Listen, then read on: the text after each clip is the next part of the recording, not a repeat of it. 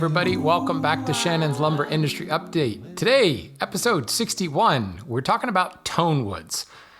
And I'm not going to lie, I'm really excited about this episode. Some of you may know a little bit about my academic background, but I have degrees in music, voice performance specifically, but I also have a little degree in physics that kind of happened by accident because I just had an interest in physics, and all of my science core classes and things like that ended up working towards a physics degree.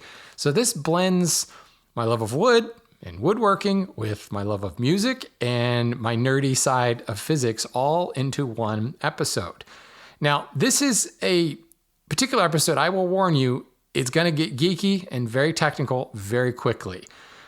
And you may have no interest at all in building a guitar or building a piano or making a wooden flute or just don't care about tone woods. But I urge you to hang in there because the lessons learned in this episode, it's kind of in the same vein of things I've been talking about from day one of this podcast.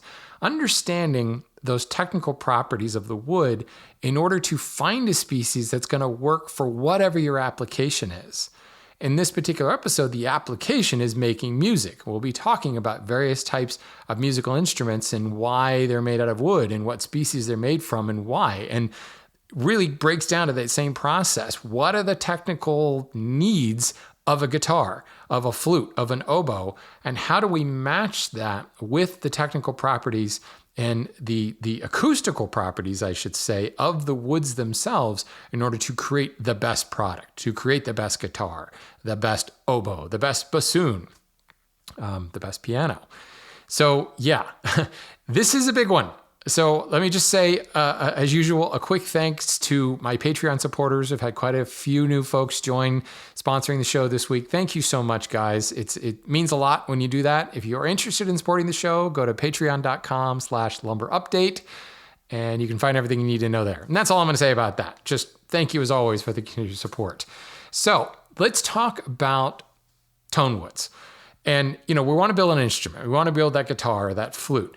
So the instrument that we choose to build, it dictates what tone wood properties we're really talking about. So let's group the instruments into larger segments. Idiophones, those would be like percussive instruments like the xylophone that you're actually striking. A block of wood in different sizes creates different tones. That would be an idiophone. Quarterphones, those are the stringed instruments, from the violins, the guitars, even the piano, although put a little asterisk next to the piano because that's a slightly different take on that. For that matter, the violin is a slightly different take on that. And then we have the aerophones. These are the woodwinds, your clarinets and bassoons and oboes. Flutes, didgeridoos, those are all aerophones. So the idiophones, those percussive xylophones, they rely upon the vibration of that wood block itself, the vibration of the material. Stringed instruments, they rely upon the almost amplification of the vibration created by the string. They're using a soundboard. Woodwinds, well, there's no real tension in play here. There's more about, it's not about vibrating the wood, it's about the air column created inside the tube of the flute or the clarinet or the didgeridoo. So they're very, very different mechanisms for creating a sound. Now let me say, I'm not going to claim to be an expert in lutherie or making flutes. In fact, I have never built a musical instrument other than, a couple of little things helping out my wife's middle school classes with some physics of sound type things, cheap little lutes and things like that. But so I did a little bit of digging on this. I'm fortunate, as you guys know, I work for a lumber company. We actually sell quite a bit of material to guitar manufacturers. So I talked to somebody at PRS Guitars, and I talked to someone at Martin, and someone at Taylor, and even someone at Gibson. I also then spoke to a couple of my conductor friends back from my schooling days. I talked to them about the acoustics of sound. They have a great understanding of the full orchestra. And I talked to several of my friends who are principal, one is a principal bassoonist, one is a principal clarinetist in symphony orchestras around the country. And then finally, I talked to my father-in-law, who is a physicist, and kind of dialed in and refreshed my knowledge of impedance and, coefficient of resonance and fun stuff like that. So I'm recycling a bunch of different knowledge, but I did seek out information from some experts on this. And one of the things that kind of came from this is there are a lot of different species that have known characteristics, and much of the tone wood knowledge in the industry, specifically in the guitar building industry, because that's probably the biggest one with the widest appeal to the largest audience. A lot of that knowledge in the guitar industry is very anecdotal. It's accepted as fact from thousands and thousands of guitars and guitarists and experimentation from building these guitars and mixing and matching various woods and playing with mahogany versus maple and getting a feel for how it sounds. So, it's known that spruce makes the best soundboards. It's got great acoustical properties. It has good, strong, fundamental tones, broad dynamic range, but it can be a bit weak when you play it lightly on a guitar. Although I will say there's a lot of argument about the best type of spruce. The Engelmann spruce is said to be better because it does have a little bit stronger fundamental when plucked or strummed lightly, while played more aggressively, it's got that really clear ringing tone. Sitka has said, it's good fundamentals, but it's kind of more subtle on those lightly played things. And then there's some that say Adirondack spruce is the best of all because it handles the broadest dynamic range, the broadest range of attack on the strings. But then you've got guys like Taylor that said, we're going to go with Lutz spruce and kind of go with this hybrid approach. It's very, very open to interpretation depending on who you talk to. But in general, the spruces are renowned for being that good, fundamental, strong ringing tone for a soundboard. Generally, maple is known to be very bright with a good sustain, lots of high overtones. Mahogany is a nice warm sound, kind of twangy. And actually, think of the Beatles in kind of their early days because they were playing early Gibson mahogany guitars. That twang, it's been a hard day's night. That opening chord, so mahogany guitar right there. Nice, warm, twangy tone. Rosewood, often associated with acoustic guitars, even with solid body guitars. Nice, clear, warm tone. It rings like a bell, and it's particularly interesting because it is a very hard wood, but it's got large pores, and we'll talk about that soon, why that creates that clear, ringing, fundamental tone. Ash, used a lot in solid body guitars, really bright tones, clear sustain. But what's interesting is the variations as well. You think of like white ash, really, really bright, kind of screaming tones you get in a lot of rock and roll music. But then swamp ash is often prized for solid body guitars because it's got that warmer feel to it. And think of Jimi Hendrix here and that kind of sultry rock and roll blues sound. Well, Hendrix was playing a Fender swamp ash guitar. So there's a very clear distinction to be made there. And you can go over and over and over and again and look at, the masters of guitar and why they favored certain types of woods because it really played into their style. Clapton has his own style of guitars. The classical guitarists are going to have their own favorite based upon the style of music that they play. But why? Why is swamp ash creating that warmer tone than white ash? Why has mahogany got that twangy sound? And this is where I wasn't getting answers because you talk to a guy like the guy I talked to at PRS, he's been building guitars for 40 years and he just knows that I'm going to use mahogany for this, I'm going to use maple for the neck, and I'm going to use a maple for the fretboard here. Some of it is balancing economics, going with a lower and more affordable guitar. Some of it is the high end and you can spare no expense on it. But a lot of it is the acoustics and just that general understanding, this makes this type of tone. So what I want to talk about today is what are the technical aspects that we can look at and say, mahogany's got the warm tone. Let's examine those technical aspects and get an understanding of the acoustical properties of that wood that leads to that twangy, warm tone. This will allow us to be able to take those technical aspects and lead us to consider kind of additional species and to predict to some extent how they will sound. Mostly because it's wood is awesome, right? Wood is a phenomenal material for this. And that's going to be the next question. Well, what other composite materials or what modern materials can be used? Because certainly, especially when you start talking about luthiers, most of the really, really nice woods they use, the high-end woods they use, are CITES listed. And being endangered and sourcing them is a really solid concern. And just about every guitar manufacturer out there has a rock solid LACI and vetting and regulation process to make sure that they're buying legally and sustainable woods, but they all recognize that they need to find alternatives.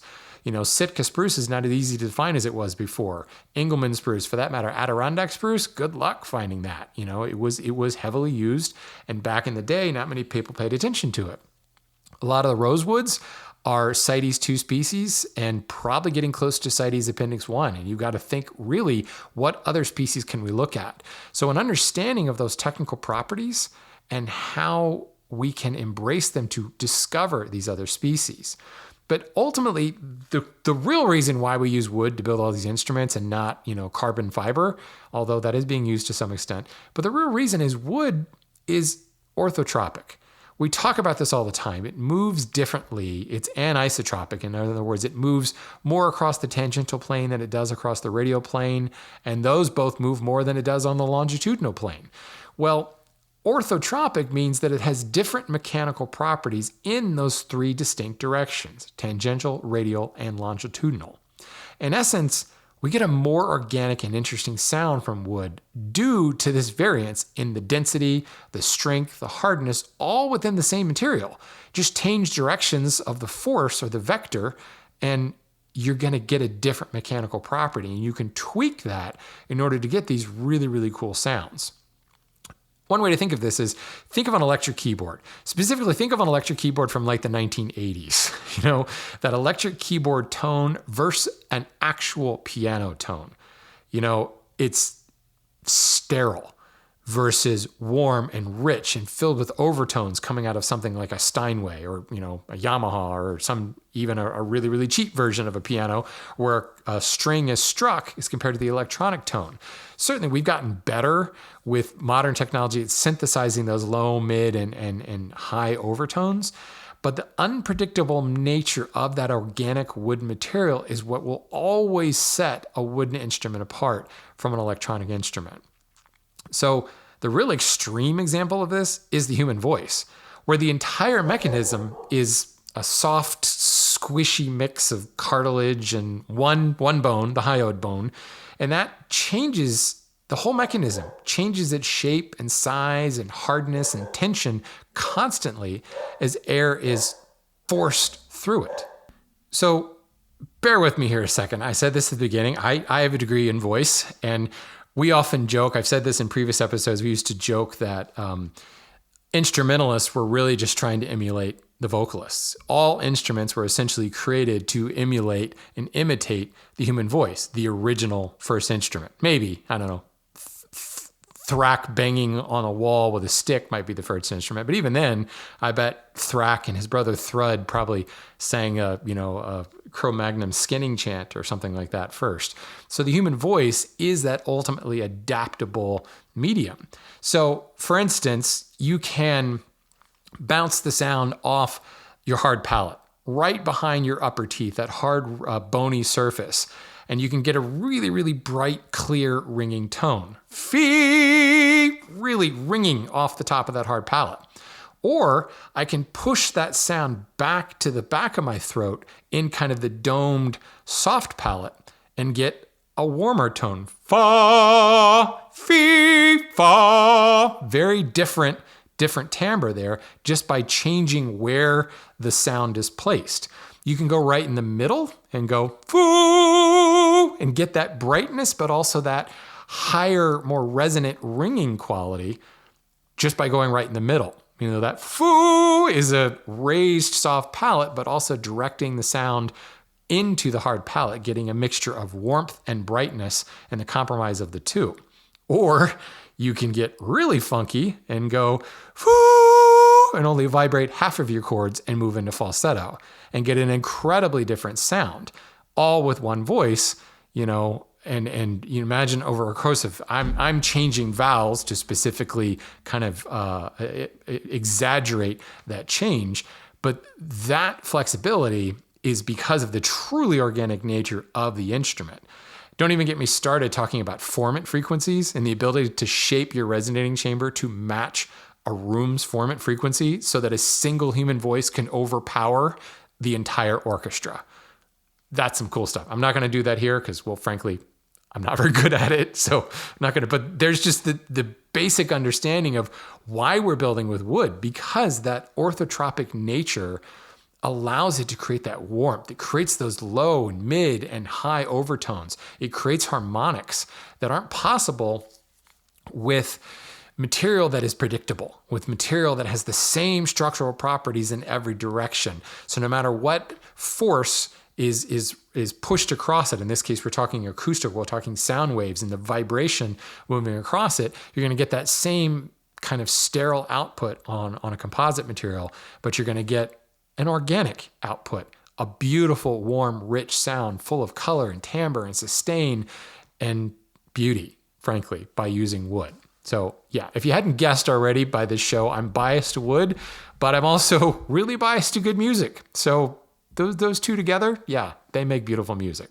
So let's step back a little bit and let's try to define the elements that we're going to be talking about here, both acoustical elements, but also just basic properties. And we talked a little bit about this in the original episode I did, probably episode 3 or 4, where I talked about understanding the technical properties. One, probably first and foremost, is the density. You know, how much stuff is in the wood. And we can call this sometimes related to hardness, sometimes related to weight. It's all kind of in that, you know, how massive is that block of wood. You know, a piece of northeastern white pine is going to be much less dense than a piece of hard maple. This is very evident just by picking them up. Hard maple feels heavier, it's denser. Try driving a chisel into pine and driving a chisel into maple, and you will very readily see that hard maple is substantially denser than northeastern white pine. The stiffness, or the modulus of elasticity. I've talked about this a lot. How rigid is that? When you tap it, do you get a clear sound coming back from it? Can you bend it? Will it flex back once you've bent it? That rigidity is incredibly important. Again, this can be referred to as Young's modulus or modulus of rupture, or MOR, or just plain stiffness. The bending strength, or MOE, modulus of elasticity, is again, how much can you bend it before it fails? At what point, how much force can you exert before it snaps on you and the fibers start to fail? Poisson's ratio is the idea that as force is applied, deformation occurs. So think of a rubber band. And if you grab the rubber band slackly in two hands and you pull it apart, the rubber band is going to stretch. So that when the rubber band is slack, imagine it's a perfect circle. As you stretch it, it's not a perfect circle anymore. It becomes an oval. It becomes really thin in the middle as you begin to stretch it apart. Likewise, if you took like a bit of rubber tube and you compressed it between your thumb and forefinger, it's going to get fatter in the middle as you're compressing it. The opposite happens as you pull it apart. You're adding tension. It's going to get thinner in the middle. This is Poisson's ratio, that ratio of that deformation is perpendicular to the force that's applied. This is particularly important, especially when you start talking about stringed instruments where everything is in tension. You putting those strings on there and tightening them down, and you're putting tension and compression on certain parts, it's going to cause deformation. As you change the shape of that, you're going to change its resonant qualities and therefore the tone that's created from it. So Poisson's ratio comes up quite a bit. Flexure is really the amount of deformation you can see upon compression, but really we could just talk about compression. If you take a board and you stand it on its end, so the longitudinal axis up, and you push on the end grain, you're putting it into compression, and the amount of deformation or flex you're going to get from that is what we're talking about. Compression and tension are the opposite. I just talked about that with Poisson's ratio. Compression would be pushing from the ends towards the center. Tension would be pulling from the ends towards the outside, putting it under tension. The sound radiation coefficient. This one comes up a lot when you look at like charts of tone woods. You'll see this usually as a column on the chart. The sound radiation coefficient is really kind of like the sustain. How long will that particular body vibrate? When an initial frequency is resonated through it, how long will it vibrate and kind of stop of its own accord? So a high radiation coefficient means it's going to sit there and resonate and vibrate for quite some time. Low coefficient means you may tap it on to make a sound, but it quickly dies off. Very, very low resonance. Resonance is probably a good way to put it. Dampening or impedance is really, it's the speed of sound in the material itself due to its density. So as the sound wave propagates through that material, how much is the density affecting the speed of that sound wave as it moves through? Denser objects may slow it down a little bit more. Less dense objects may allow it to resonate a little bit more. And this is going to directly affect that sound radiation coefficient. And importantly, the speed of sound, well, that's a major factor here because that determines the color of the sound. How fast of a return are we getting? And you hear this a lot. You see, one of the old shop tricks from the luthiers is they pick up a board and they're tapping on it and they're listening for, is this a good tone wood? They're listening for that resonance, the sharpness or the dullness of the return of the sound when they tap on the surface. That's that speed of sound we're looking for. The other thing, if you've ever walked into like a concert hall or walked into a practice room or something like that, and you start clapping your hands, feeling for how live is the room. We're about to come in here and our choir is going to perform and you're clapping and it's like, oh my God, this room is dead. That's the speed of sound in that room. And it's a whole bunch of factors. It could be the impedance in the walls itself. It could be dampening factors in the walls itself. And you're designing an acoustical room for the best effect, like a concert hall. You can change that speed of sound. I remember at the University of Colorado, my second to last year there, they built a whole new wing, and there were practice rooms in there that you could change the acoustics of the room. You could dial in, and different panels and everything shifted inside the walls. And you could dial in like a small practice room. You could dial in a very big space, like a concert hall. It was really, really cool. You're talking about a practice room that, you put 3 people in there and it's very crowded. Those are very good friends if you're in that practice room. Very, very small. We're probably talking, most of those practice rooms were maybe a 6 foot square. 8 foot ceiling, 6 foot square, enough to maybe put a console piano in there, maybe an upright piano, or in the instrumental rooms, a couple of chairs and some music stands. And that was it. And yet you could dial in the acoustics to change it to be the size of Carnegie Hall and get that kind of resonance and reverb just by dialing in that acoustical thing. That is manipulating how that return is, that speed of sound we're talking about. Manipulating several things like, the impedance and the sound radiation coefficient. So these are all kind of terms that I'm going to throw around from here on out. And actually the thumbnail for this episode, and if you're at lumberupdate.com, the feature image that you'll find there is actually a graph that shows the Young's modulus, or the stiffness, plotted against density, which can tell you kind of how the speed of sound is responding through certain materials. So from that chart, when we start talking about soundboards, we see that soundboards made from lower density woods, which have a relatively high stiffness, or Young's modulus, are fantastic. They have a very high sound radiation coefficient. They just ring and they resonate and they vibrate forever, and they really excite the air around it and produce a very loud sound.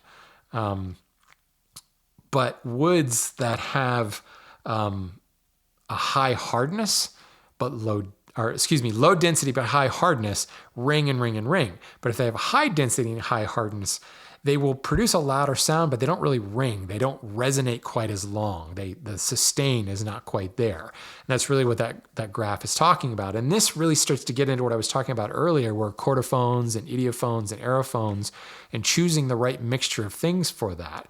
So woods for wind instruments and like xylophone bars and things like that, they have a very high density because we want them to ring, right away. but we don't necessarily need them to resonate forever and ever and ever because there's other mechanisms going on there. In the case of a xylophone, you're striking it with a mallet and you want a little bit of resonance, but you're going to strike it again. You don't want a super, super long sustain, or actually scratch that. Totally opposite. I just said that wrong. Wind instruments is a totally different thing you're playing with. Xylophone, you want it to ring a little bit without sustained striking. You don't want to continue striking with that mallet, whether it's a hard mallet or soft mallet. So you want a little bit more ring out of the xylophone. So you choose a different wood for that.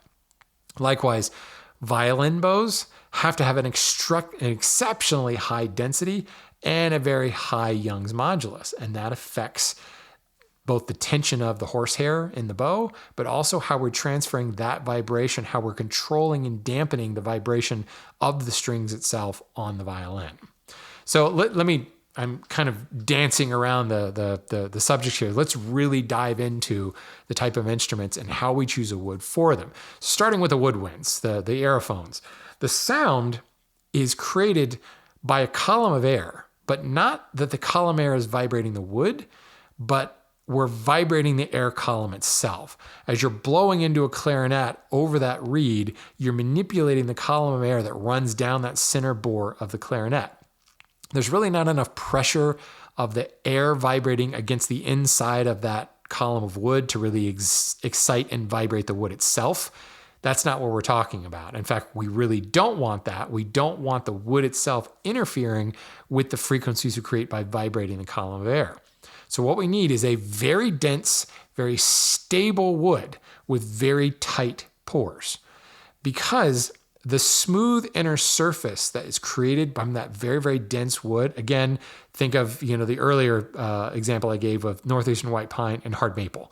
Very, very different hardness. Or here's a good way to look at it. Look at something like Paulownia that is low density, but very, very porous. Huge, giant pores versus hard maple, very high density with basically invisible pores. And when you bore out that center hole down the center of that clarinet or that flute or that didgeridoo, you get a very smooth inner surface. Well, that inner surface doesn't mess with the air column that runs through. It doesn't create air turbulence because of a roughed, unpredictable shape. That smooth inner surface is much more predictable to give you a predictable reaction to the air column that you're blowing through it. The stability is important here so that it's as the wood expands and contracts, it's changing the shape of that inner bore. It's changing the shape of the column of the air directly. If the inside of that clarinet swells, it's going to change the pitches that are produced on the finger holes on that clarinet because you've decreased the volume or the size of that inner bore. Moreover, the instrumentalist is blowing warm, moist air into the center of that wooden column. Well, what do we know about warm, moist air? It causes wood to expand. So we want a wood that is going to resist that moisture, that's going to have its own internal properties that maybe not resist it, but at least be resistant enough for the time being that during, an hour-long concerto, it's not going to dramatically change shape through all that warm, moist air blowing through it. The other thing to think about here is the machining or just the manufacture of that flute or that clarinet must be very crisp and clean. As you bore the sound holes down the barrel, they need to leave very distinct holes. You can't have any kind of tearing, you can't have any kind of wearing or rounding over that surface because that is going to create turbulence. If you have a sharp arris on the inside of that sound hole, it's going to create a more predictable air column. Moreover, you think of multi-piece instruments. Think again of a clarinet that's going to have multiple parts joined together at ferrules. The creation of those ferrule points and those seams have to be super, super sharp so that they don't interrupt that airflow and cause distortion and cause overtones and things that can change the character, the color, even the pitch of the sound being blown through that clarinet. So those things, extremely dense, very tight grain, and very, very stable and even water resistant, means that species like Granadillo, African blackwood is like the species for making clarinets. Boxwood, pearwood, cocobolo, another good clarinet species, olive, Great species you see on a lot of flutes. Also, the highly, highly oily nature of olive resists all of that warm, moist air blowing through. That's a perfect example.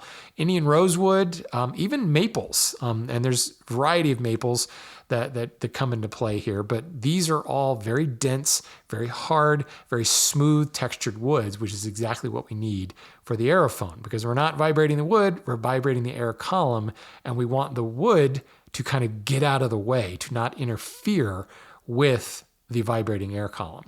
Very, very different from a lot of the other instruments. Now, idiophones, the xylophones, the percussive instruments there, these are not membranophones. Membranophones are drums where you've stretched something over a frame. These are, you're striking the wood block itself. So the sound here is created by striking the wood, and the wood is vibrating. The wood is exciting the air around at a certain frequency, creating that tone. It's vibrating at 440 cycles per second, so now you've got an A. This is produced by that shorter attack of the mallet. So it's an attack and gone. It's a whack with the mallet and then it's gone. It's not a sustained strumming of a string or a continuous strumming of a string. It's a bam, hit it and it's done. So what we need is that wood to ring when it's hit, but then continue to vibrate, continue to have a sustain to the sound. Moreover, there needs to be much less impedance. So the speed of sound, as it's affected by the density of the material, it needs to continue to ring for a longer period of time because we're not continually striking it. We're going to strike it once and it needs to ring all of its own accord without additional excitation, without additional striking with the mallet. The other thing about the impedance is it needs to be not heavily, if you've got the right impedance for these, is not heavily affected by dampening factors. So think of, a drum. You whack a drum and it resonates. But the minute you put your finger on the skin of that snare, it stops vibrating. It stops making that sound. A xylophone, if you think about it, a xylophone is actually resting on its frame, and there are felt pads and things that the actual xylophone block rests on. You strike the xylophone bar in the middle, but it continues to vibrate and make that sound even though it's touching at those 2 points on the end. That impedance allows it to continue to vibrate, continue to resonate, to continue to create sound despite it being touched and held on those two ends. Out near the end, because that's the lowest area of impedance. So it's important to that particular mixture of things is incredibly important here. So what we need is something that's going to ring. It's going to produce a nice loud sound. Well, soundboards produce nice loud sounds and rings. Soundboards are low density with high stiffness and hardness to produce that loudest sounds with the longest sustain. The problem, however, is that low density of a good soundboard wood like spruce means that when you strike it with that mallet, it's going to dent and deform. And that deformation is going to change the pitch. It's also just going to wear it out. It's also going to create more of a clunk sound. It's not going to ring. It's got to be hard. Same difference if I tap the cushion of the seat that I'm sitting in or tap the hard maple top of the desk I'm sitting at. Two very different sounds. The same fee and fa, that type of difference in color is caused by the hardness of the sound bouncing off the hard pallet or the soft pallet or the hard maple or the upholstery. So if you've got a low density wood like a soundboard, it's going to create that nice loud resonating sound that rings and rings and rings. But when you strike it with a mallet, especially if you're striking it with a harder mallet, you're just not going to get that ringing sound of the xylophone. Even if you're using, and actually even more importantly, if you're playing a xylophone with a padded mallet, it's important that it ring when you strike it like that. If you strike a softer wood with a padded mallet, you're going to get almost no sound. So it has to ring, the xylophone has to ring when struck with a hard mallet and with a soft mallet, and also will create different attacks based upon that. So, yeah, kind of a weird situation here. These woods have to, they have to be really hard. They've got to have low loss of sound. In other words, ring and vibrate, which comes usually from a lower density. That lower density means there's more air, there's more room for the sound wave to vibrate and propagate through. But that lower density, again, is a real problem. We've got to have high density that allows it to ring and vibrate through. And we also need to have something that's going to be stable, because obviously as it deforms and changes shape, it's going to change the pitch. And it needs to be very, very hard to respond to that striking. And there are some very specific woods. Wingay is one. Honduran rosewood, Amazon rosewood, Padauk. Those are all classic species you're going to find in things like xylophones that have a good mixture of that hardness, that speed of sound, that resonating coefficient, that impedance, that is all going to make a good xylophone wood. Which brings us to the really interesting stuff, the chordophones, the stringed instruments. Here, the sound, it's radiated onto the soundboard and essentially amplified. So the string is plucked, and that excites the air to a certain frequency, certain cycles per second. But it's a very small column of air around the string. The string itself has very high dampening or impedance due to kind of a low hardness, but a very, very high density.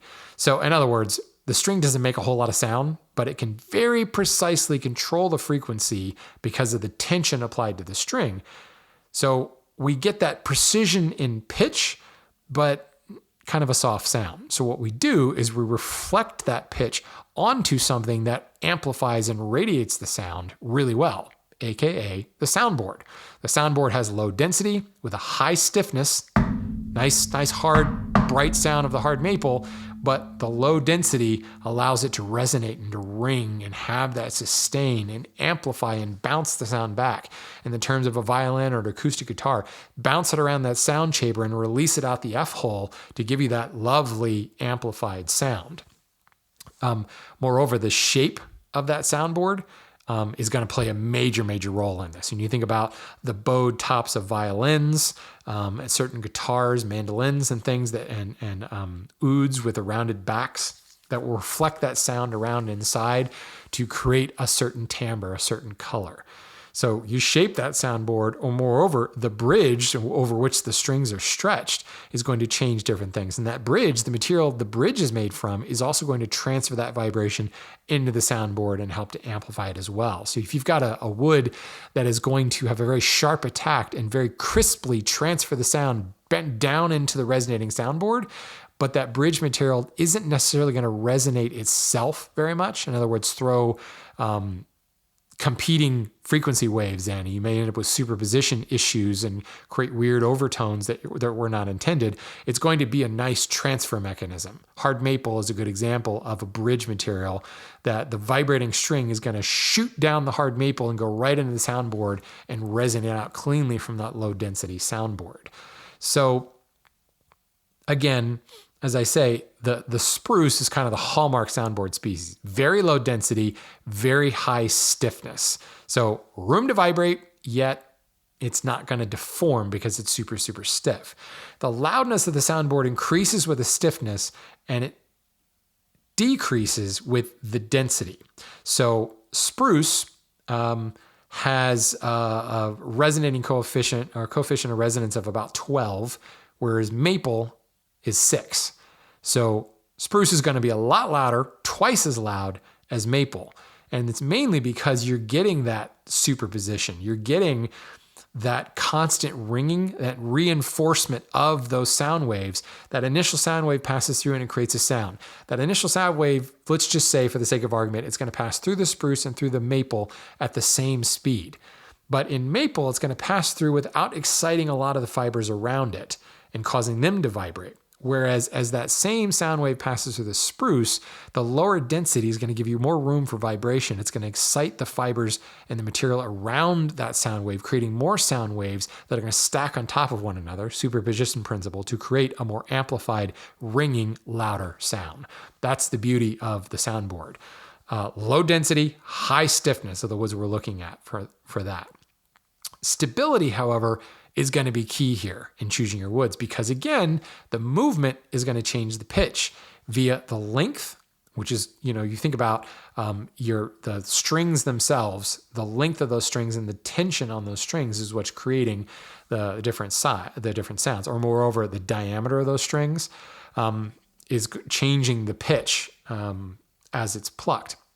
So if the wood is moving, that's going to either increase or decrease the tension on those strings or across the bridge. Or in some instances, if it moves, it's changing the actual resonating chamber shape. Again, going back to that inside concave shape of a violin soundboard. If that moves and it starts to flatten out, it's going to dramatically change the sound. So you need something that's going to be super stable. There are points about aging wood or the breaking in of an instrument, and older instruments are going to have that sweeter sound, a much nicer tonal nature to them. And a lot of this comes down to the stability things. As the wood stabilizes, it's not moving as much, but also as it gets older and older, it dries out more. More of the moisture and the resins and things like that begin to dry out, and essentially it decreases the density. So again, the lower the density, the louder that's going to be. But as the density is decreasing, it's not changing the stiffness or the Young's modulus. So we know that high stiffness and low density makes the perfect soundboard. If as that Sitka spruce ages, its stiffness stays the same, really, really high, but its low density gets even lower and lower and lower as it matures, you're getting an even louder, brighter sounding soundboard. And that's why a lot of guitar companies now are going through processes like rarefaction or even torrefaction in order to alter the density of the woods. Rarefaction is a better option here because you're lowering the density without changing that Young's modulus. Whereas torrefaction, we've talked about this in previous episodes, it's lowering the density, but it's also weakening the wood. The Young's modulus begins to drop. The stiffness is not quite as there. So, too much torrefaction and it is a losing game. You're not getting the same benefit as you would with rarefaction, which is what happens naturally as things begin to dry out. So there is something to be said about how older instruments have a better is a relative term, but we'll just say a better sound to it. The important thing here with these chordophones is there are dynamic forces at play here. The entire structure is under tension or compression in some instances. So the resulting deformation from that compression or tension change totally changes the total quality. And again, this can be because it's changing the tension on the string. It also can be because of that Poisson ratio I talked about before, whereas less tension, less compression is on that guitar neck, it may actually change the width of that guitar neck. Same thing applies with the soundboard itself. If the soundboard moves and there's less tension on that domed soundboard, you're going to get a very different sound coming out of it. So stability is kind of a big deal, but strength is a major big deal because of all those dynamic forces, all that tension and compression that's just part of being a stringed instrument. I can remember studying at the University of Colorado at high altitude, very dry climate. We used to do concerts up in the mountains. We'd go up to Estes Park quite a bit and perform at the Stanley Hotel, and the stringed instruments just hated it because they would go out of tune so quickly. Now, modern strings are much better at this, but I remember doing an early music festival at the Stanley where there were viola da gambas being played with gut strings. And they basically had to tune them after every piece because the climate up there at 9,000 feet in Estes Park was just not conducive to this. It was constantly changing. In that instance, it was the strings more than the instruments themselves. But yeah, you can imagine how stability is super, super important when you've got all that tension at play there. The other thing to think about, and again, the orthotropic nature of wood means that the different mechanical properties across different axes means that we like to use quarter sawn not only for that stability, that lack of movement, but it adds rigidity due to that internal structure of the rays and the orientation of the denser lignin means that, you've got a more rigid, aka better soundboard out of that with the same density. So you can increase the Young's modulus of the same species just by getting a quarter sawn nature. If you want proof of that, take a flat sawn piece of something and a quarter sawn piece of the same species and plane them and see the difference. Or try to drive a chisel into the flat sawn species versus into the quarter sawn species, and you will see a definite hardness difference, just the way the structure is stacked in that wood. So here again, we use that quarter sawn for the stability, like in the neck of a guitar, but we also know that we're giving a harder surface The greater stability in the soundboard means it's going to move less across its width, that widest dimension, but it's also going to be slightly stiffer than a flat sawn soundboard, which is going to give you that louder, brighter tone. Now, solid body guitars are kind of a different issue. They're still stringed instruments, but here we're trying to amplify. Let me see if I can put this. We're trying to amplify the resonating air around the strings, but we're resonating the wood itself. Where in an acoustic guitar, the strings are vibrating, that vibration is transferred to the soundboard resonates and it creates that amplification of sound. Here, the entire guitar is vibrating we've got a thicker piece here, so we're getting much more color and timbre based upon the species itself. We're not getting a lot of amplification. Unplug a solid body guitar and play it, and it's kind of twangy, it's literally tinny, because you're getting that tiny little sound, not heavily amplified, because generally solid body guitars are very hard, very dense woods.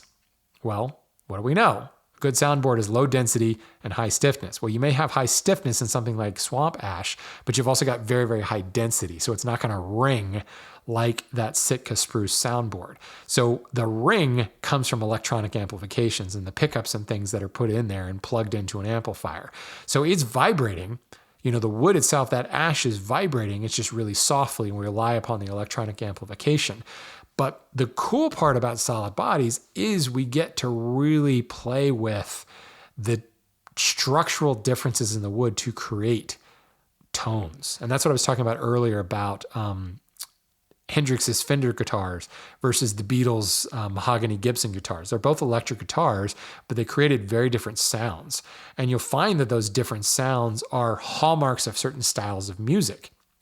Eddie Van Halen played a very different instrument than Eric Clapton, even though they both would be from the same, Clapton kind of predates, but all, contemporaries of one another, but they played very different music. Clapton's more bluesy tone definitely doesn't go with Eddie Van Halen shredding on the guitar. Two very different instruments produce very different colors and timbres from the woods that they're used. And you look at solid body guitar manufacturers, and they'll offer several different choices, and you look them up, and they give really good descriptions of the color and the timbre that comes from them. Everything from basswood to mahogany to certainly maple and ash, and lots of exotics like blackwood and things like that show up and give you very distinct sounds. And the guys that really know what they're talking about can listen to a guitar and go, oh, that's ash. Oh, that's swamp ash. This is what I was talking about earlier by talking. I learned a lot from the guy at PRS specifically. He spent a lot of time with me. And he was strumming guitars and he could close his eyes and tell you that's what the species is. That's the level of expertise. And I imagine you spend enough time with it, you understand the tone wood properties of that particular species. There is the unquantifiable thing. We're building a solid body guitar. We want high density. We want stiffness. We want hardness. That's just the nature of it. We're relying upon the electronic amplification to kind of fake the rest of the way. So what we're really doing is just playing with ash and playing with mahogany and playing with basswood, playing with these different species and listening. And that's where the anecdotal nature of this comes in. It's hard to point to a specific technical property.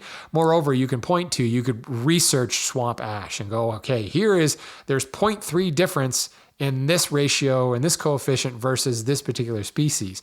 But then you're going to pick up another piece of swamp ash and it's going to be different. Or a different section of that swamp ash tree is going to produce a different feel and color than maybe the base of the swamp ash, which, by the way, that's really produces the greatest tones. People, when they look for swamp ash, they're looking for closer to the base. They're going to get the denser wood from that. That's the really cool part that you can't put numbers on, that you can't sit in the laboratory and go, this is going to be the perfect guitar. This just has to be played. You have to make it out of that material and you have to play with it. And moreover, mixing and matching those different species, using one species for the body, one species for the neck, and one species for the fretboard. All of those can blend together to create different tones, different overtones, different color, very distinct sounds. And you go to Gibson guitars and you look at their high-end range and the low-end range, and they sound distinctly different because of the different materials chosen in them. Same thing at Taylor, same thing at Martin. In fact, Martin, the guy I talked to at Martin, was talking specifically about how, ebony is becoming very difficult to get. Macassar ebony was more acceptable in fretboards. Then they started moving into more domestic species for fretboards, and they created an entirely different sound that was very attractive for a lot of bluegrass players. And that became like a line of guitars that they don't call their bluegrass line, but it pretty much is what it is because of what they've chosen to use for their fretboards. Pretty cool. Still in the string side of things, violin bows are particularly weird. They control the sound produced by the strings in the violin to kind of create sustain and to shape the frequencies produced by exciting and dampening of the stretch strings. So the woods used in a violin bow, they have to have a high bending strength because you don't want a really strong arc to them. They need to hold that horsehair really, really taut without breaking. So they need to have high bending strength. They have to have a strong amount of dampening because that's really what we're trying to do. We're shaping the sound on the violin strings themselves by dampening with a horsehair. Well, you don't want the horsehair to vibrate and cause the bow wood to resonate strongly. So it needs to kind of be dull sounding. It needs to dampen heavily so it's not creating its own frequencies. But it also has to be lightweight. If you have a super heavy bow, there's no way you're going to be able to play melismas, in your, pick something crazy, pick any Mozart piece with the long melismas running across that, or Bach did his fair amount of that as well. You're going to have crazy speed, and there's no way you're going to be able to respond with a super heavy bow. Not only is it going to be super heavy, the inertia is going to be difficult to overcome both on the attack and the draw back across, and you're going to get a very sluggish sound. So it has to be very lightweight. But at the same time, very dense and hard to create that dampening and strength. So all of these control the action in the hand of the violinist, but they also color the sound and the responsiveness from the drawing and even the striking of the strings as you would play in pizzicato. That strength to hold the horsehair needs to be tight enough that you can strike the string with that pizzicato sound. Whereas if it were not stiff enough, the horsehair would flex and you get more of a thud instead of the bright plink that you get when you play pizzicato. Moreover, the actual shape of the bow plays heavily into the responsiveness, just like the shaping of sound bars and the inside of sound boards in violins and guitars will create a different sound. The shaping of the bow and the concavities and convexities you create change the sound as well. Pernambuco is pretty much the king of the bow woods, but Massaranduba and even snakewood have become very common as species for violin bows because they all have that lighter weight nature, that high bending strength, strong dampening properties, heavy density, high Janka hardness. Really, really specific things kind of in the Venn diagram that you have to meet in order to make a good violin bow. Now, pianos, still stringed instruments, right? But a totally different thing here. The strings are now struck to create the sound. And a lot of this is due to we just need extra force. It's kind of like a mix between an idiophone and a quartophone. Because the piano is so large and because the strings themselves are under a great deal of tension, you go all the way down to the bass side of things, big, heavy strings, long strings put under a great deal of tension, all the way up to the fine strings, you need to have a heavy soundboard. Well, in violins and guitars, you have a really, really thin soundboard, sometimes just a couple of millimeters thick. The beauty of something like spruce is it's going to maintain its rigidity even in that really thin soundboard. Well, you use spruce, and spruce is still used for most soundboards and pianos. I know the Steinway people still use Sitka spruce in all their soundboards. But if you try to put that much tension, piano wire tension on a 2 millimeter thick soundboard, it would deform like crazy. So the soundboard in a piano is much, much thicker. Well, that added thickness is going to create a lot more damping. It's going to kill that ringing of the sound. So how do we create the sound? How do we create the loudness and the amplitude from that thicker soundboard? We hit it harder, basically.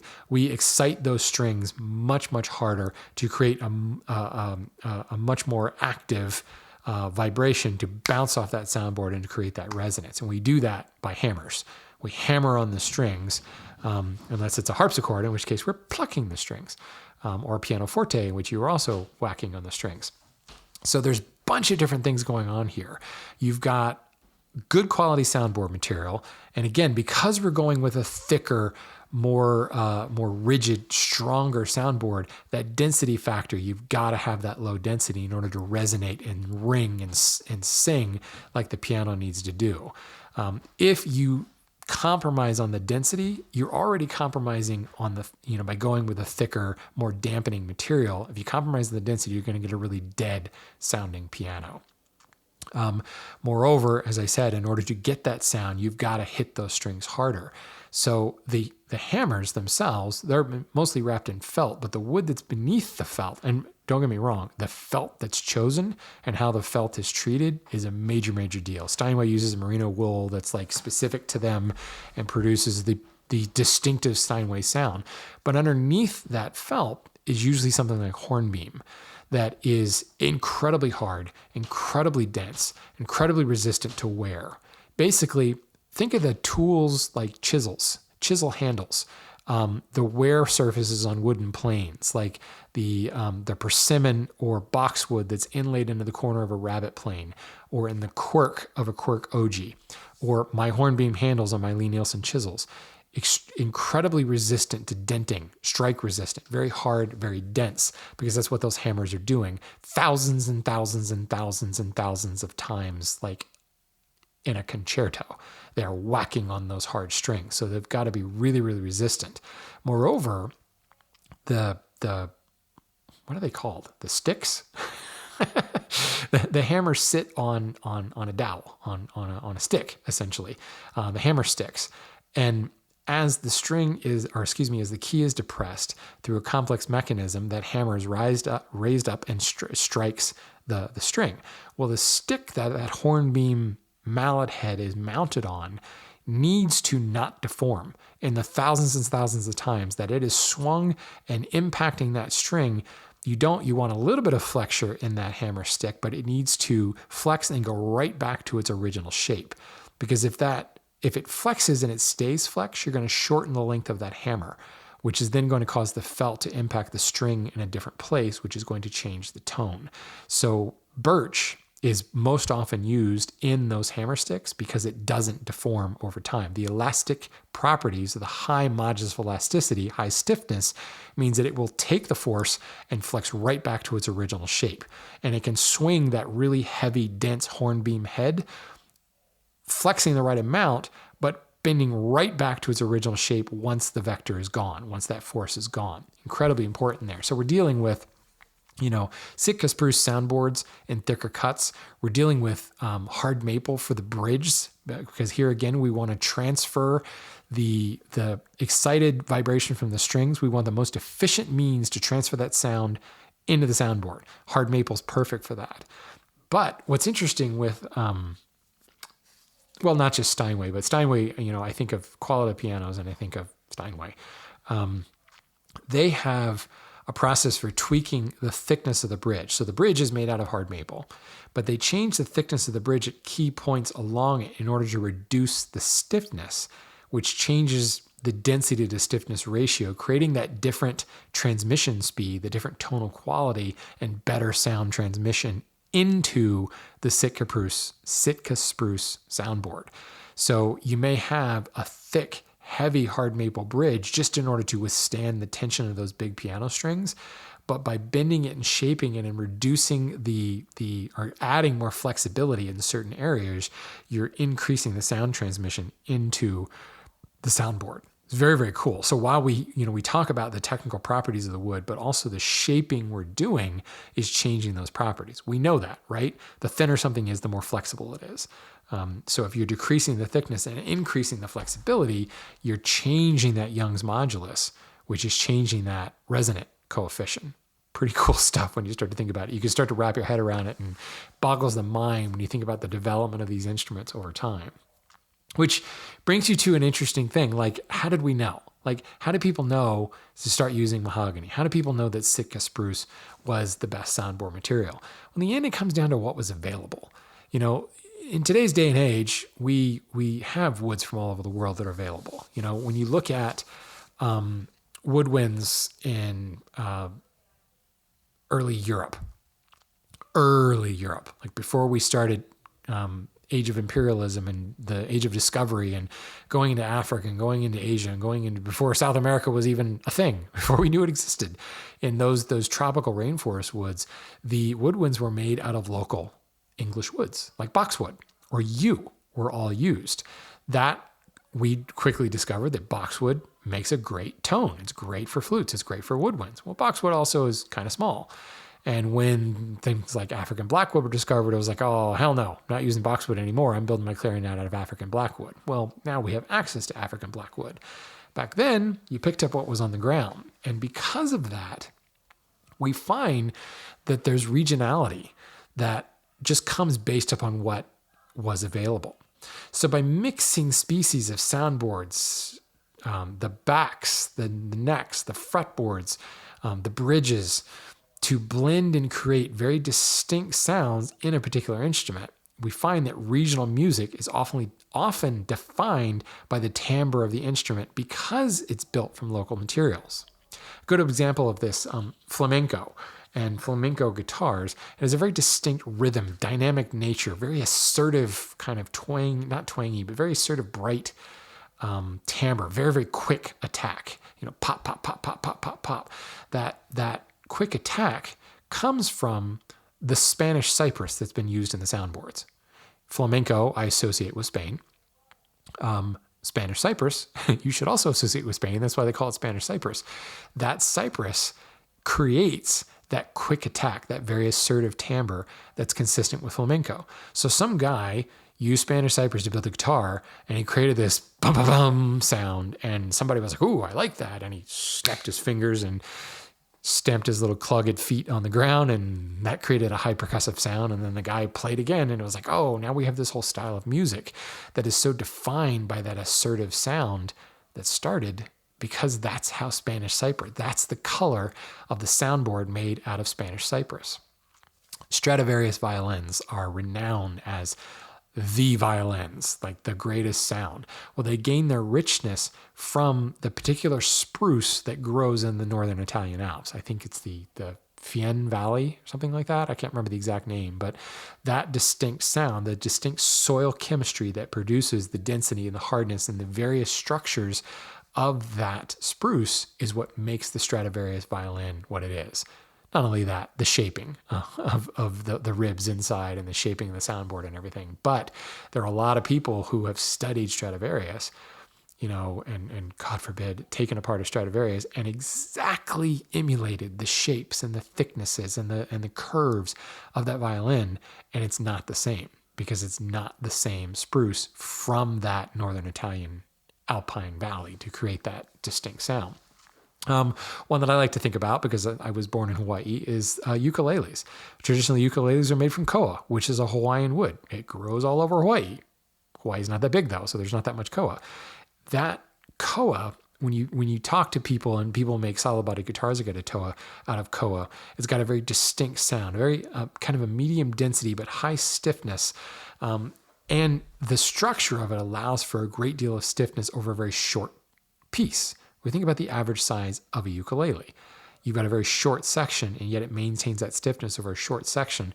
So you get this very kind of punchy sound with a clear fundamental tone, very little overtone to it, which is pretty much how a ukulele sounds. And the whole Polynesian style of music, of punchy strumming, comes from the sound that the ukulele made. And there are a variety of other woods that are used to make ukuleles these days, but they pretty much try to mimic that medium density and high rigidity of koa in order to get that same color to it. One more I think is fun because I've thrown out the didgeridoo several times. Very distinct sound, right? I mean, it's a woodwind. It's a giant woodwind that makes that wow sound. That was my didgeridoo impression. It's very distinct.